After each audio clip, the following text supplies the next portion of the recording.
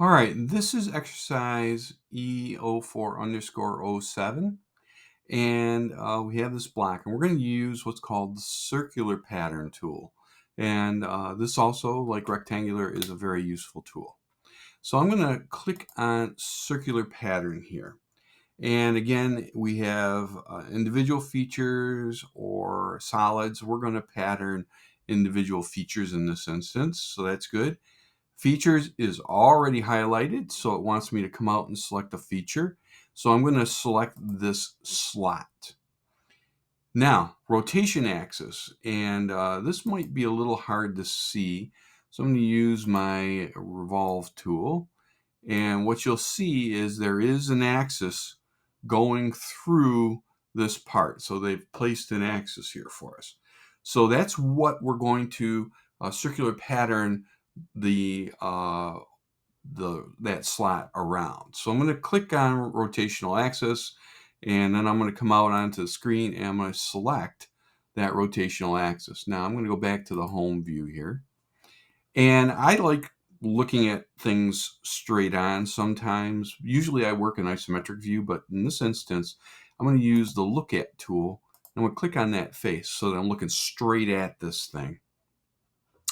Now, placement. Well, I have 6 on here currently, and on page 174 in our book, this is asking us to put in 8 of the rectangles.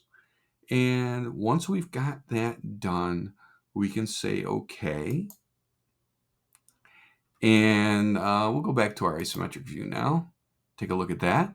And then I'm going to spin this around, and I want to show you something. There's one of these holes through, and there's the other one. Not all of them went through. And I do, in this instance, want all of them to go through. So I need to edit this feature. So I just click on one of the holes, the slots, and I can hit edit the extrude. Oh no, I don't want to edit the extrude, sorry. I actually want to edit my circular pattern. So I'll go over here to the pattern tool and I'll right click on it, say edit feature. That's what I want.